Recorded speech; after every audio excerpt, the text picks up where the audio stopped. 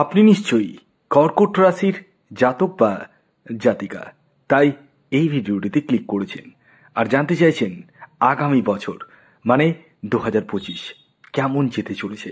হ্যাঁ বন্ধুরা, আমি একটি সম্ভাব্য ভবিষ্যৎবাণী করতে চলেছি কর্কট রাশির জাতক ও জাতিকার। হ্যাঁ, এবার আপনাদের কিন্তু প্রতীক্ষার অবসান ঘটছে। হ্যাঁ, কি প্রতীক্ষা? অনেকেই আমাকে মেসেজ করেছেন, অনেকেই আমাকে কমেন্টস বক্সে লিখেছেন যে স্যার, শনির ঠাইয়া যেটা আছে সেটা কবে শেষ হবে। হ্যাঁ, এই 2025 কিন্তু শনির ঢাইয়া থেকে মুক্তি পেতে চলেছেন আপনারা। এটা একটা পজিটিভ দিক বলতে পারেন। হ্যাঁ, আমি এই ভিডিওতে আপনাদেরকে ডিটেলস বলবো। ভিডিও অনেক দেখেছেন ইউটিউবে, কিন্তু আমি যেভাবে বোঝাবো আপনাদেরকে গ্রহের গোচর ধরে, আশা করি অন্য কোনো চ্যানেলে এত ডিটেলস এবং এত নিখুঁতভাবে বোঝাবে না। তাই ভিডিওটি কন্টিনিউ দেখুন এবং আমি খুব সহজভাবে বোঝানোর চেষ্টা করব, যাতে আপনারা বুঝতেও পারেন এবং শিখতেও পারেন, দুটোই কিন্তু। তো যাই হোক, এই কর্কট রাশির জাতক ও জাতিকার এই 2025 কেমন যাবে, মেন 4টি প্ল্যানেটের উপরে কিন্তু দাঁড়িয়ে এই ভিডিওটি আমি তৈরি করছি। কি সেই 4টি প্ল্যানেট? 1 নম্বর শনি, যে 30শে মার্চ ট্রানজিট করছে। দ্বিতীয় হচ্ছে বৃহস্পতি, তৃতীয় রাহু এবং চতুর্থ কেতু। এই 4টি প্ল্যানেট এই 2025 কিন্তু ট্রানজিট করছে। তার একটা বিশাল বড় ইম্প্যাক্ট আপনাদের জীবনে কিন্তু পড়ছে বা পড়তে চলেছে। কি হতে পারে আপনাদের জীবনে, কোন জায়গাগুলো আপনাদের ভালো এবং কোন জায়গাগুলো থেকে সমস্যা আসতে পারে, সবটাই আমি তুলে ধরার চেষ্টা করছি। তবে শুরুতে একটি কথা বলে দিই, আমি যে বার্ষিক রাশিফল আপনাদের সামনে প্রেজেন্ট করছি সেটি সম্পূর্ণরূপে সার্বিক রাশিফল, অর্থাৎ এটি চন্দ্র রাশি ধরে গণনা করা হয়। আর আপনাদের রাশির অধিপতি গ্রহও কিন্তু চন্দ্র। হ্যাঁ, এবং সবচেয়ে মজার বিষয় কি জানেন, এই যে আমি আপনাদের সামনে যে প্রেডিকশনগুলো বলবো না, আপনারা কিন্তু একদম চোখের সামনে দেখতে পাবেন যে এই 2025 হাতে নাতে বুঝতে পেরে যাবেন যে আমি যে কথাগুলো এখন বলবো সেগুলো কতটা সত্যি হয়ে যাচ্ছে। কারণ আমি যে কথাগুলো বলবো সেটা গ্রহের গোচর ধরে বলবো, তো তাই আপনাদের জীবনের সাথে কিন্তু একদম মিলতে বাধ্য। তবে 100% না হলেও অনেকাংশে মিলবে, কারণ আমি এখান থেকে আপনাদের কারোরই ব্যক্তিগত বার্চার বিশ্লেষণ করছি না। যারা আমার সাথে পরামর্শ করে ভাবছেন তারা স্ক্রিনে দেওয়া হোয়াটসঅ্যাপ বুকিং নাম্বারে যোগাযোগ করতে পারেন। এটি অনলাইন সার্ভিস এবং এটি ফ্রি সার্ভিস নয়। তো আসুন, কর্কট রাশির জাতক ও জাতিকার কেমন যেতে চলেছে জেনে নেওয়া যাক। আর আমি আপনাদের কাছে অনুরোধ রাখবো, যারা চ্যানেলে নতুন রয়েছেন তারা অবশ্যই চ্যানেলটিকে সাবস্ক্রাইব করে রাখুন। কারণ ভিডিও যখন দেখছেন তখন সাবস্ক্রাইব করতে তো দুটো পয়সাও লাগে না, শুধু আপনাদের একটা সাবস্ক্রাইবে আমার মোটিভেশনটা বেড়ে যায়। তো এই মোটিভেশনটা একটু আপনাদের কাছে আমি চাই, আশা করি আপনারা প্রত্যেকে আমার কথাটা রাখবেন। তো এই আশা রেখেই আমি ভিডিওটি শুরু করছি। আর ভিডিওটি ভালো লাগলে অবশ্যই কমেন্টস করবেন, কেমন লাগলো সেটাও কমেন্টস আমি জানতে চাই। আর আপনারা অন্য কোনো কিসের উপর ভিডিও চাইছেন সেটাও আমাকে একটু বলবেন, আমি সেই রকম ভিডিও কিন্তু তৈরি করার চেষ্টা করব। তো যাই হোক, কর্কট রাশির জাতক ও জাতিকার কেমন যেতে চলেছে আসুন জেনে নেওয়া যাক। আপনাদের হচ্ছে কর্কট রাশি, আর আপনাদের রাশির অধিপতি গ্রহ চাঁদ মানে চন্দ্র। আপনাদের ফার্স্ট হাউসে রয়েছে মঙ্গল গ্রহ, থার্ড হাউসে রয়েছে কেতু গ্রহ, বুধ আপনাদের 5th হাউসে রয়েছে, 6th হাউসে রয়েছে রবি গ্রহ, শনি ও শুক্র গ্রহ একত্রে রয়েছে 8ম ভাবে, রাহু আপনাদের 9th হাউসে রয়েছে, তো দেবগুরু বৃহস্পতি রয়েছে 11th হাউসে। কি হতে পারে এটি কিন্তু আমি আপনাদেরকে জানুয়ারি মাসের গ্রহের গোচর বললাম। এবার কিন্তু ট্রানজিট হবে শুধুমাত্র 4টি প্ল্যানেট। এক হচ্ছে শনিদেব, বৃহস্পতি, দেবগুরু বৃহস্পতি, রাহু ও কেতু। তো এই যে আমি গ্রহের গোচরটা এখন পর্যন্ত বললাম যেটা, সেটা কিন্তু জানুয়ারি মাসে। তো এবার যে ট্রানজিটগুলো হবে সেই বিষয়ে আমি এক এক করে আপনাদের সামনে তুলে ধরার চেষ্টা করছি। প্রথমে আছি দেবগুরু বৃহস্পতি, শুভ গ্রহ দিয়ে শুরু করি, তারপর শনিকে নিয়ে বলবো, তারপর রাহু কেতু। দেবগুরু বৃহস্পতি 15ই মে পর্যন্ত 11th হাউসে থাকছে, আর 15ই মের পরবর্তী সময় আসবে 12 হাউস।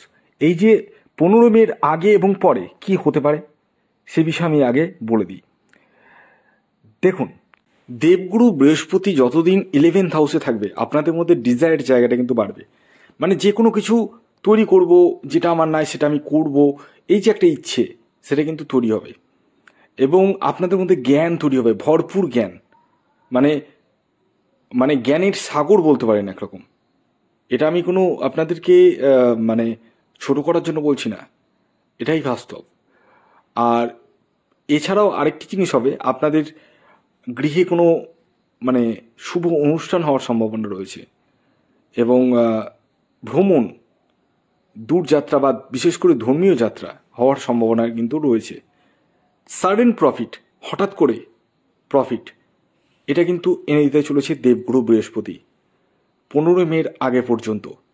কিন্তু 15 মের পরে চিত্রটা কিন্তু একটু আলাদা হয়ে যাবে, সেটা আমি বলবো। তো আপনাদের এই এই জায়গাগুলো থেকে কিন্তু যথেষ্ট শুভ ফল পাবেন যতদিন পর্যন্ত 11th হাউসে রয়েছে। আর 15ই মের পরবর্তী সময়ে দেবগুরু বৃহস্পতি চলে যাবে 12 হাউস। 12 হাউস মানে খরচার জায়গা।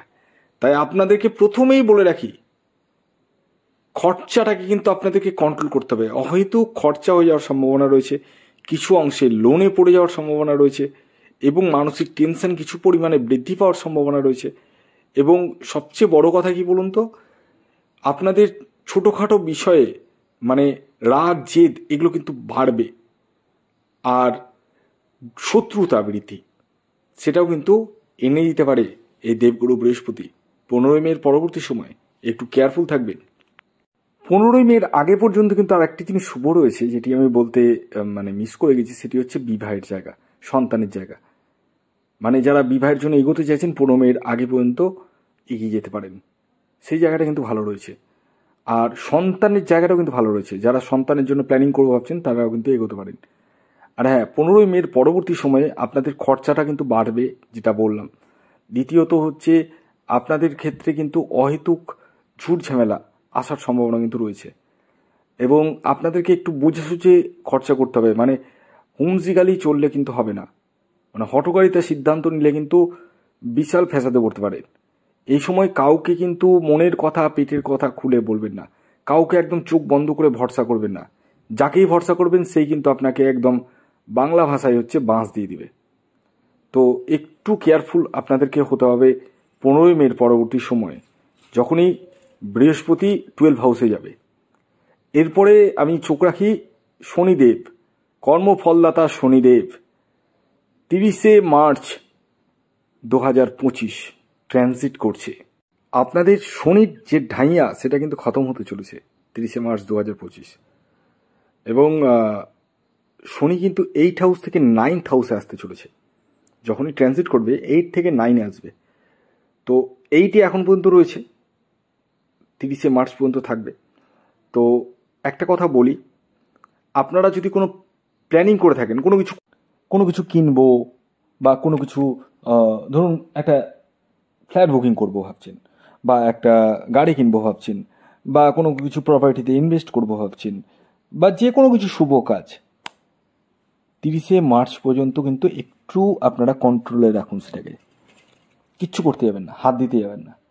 যেমনি 30শে মার্চ ক্রস করে যাবে 2025, আপনারা এগোতে পারেন।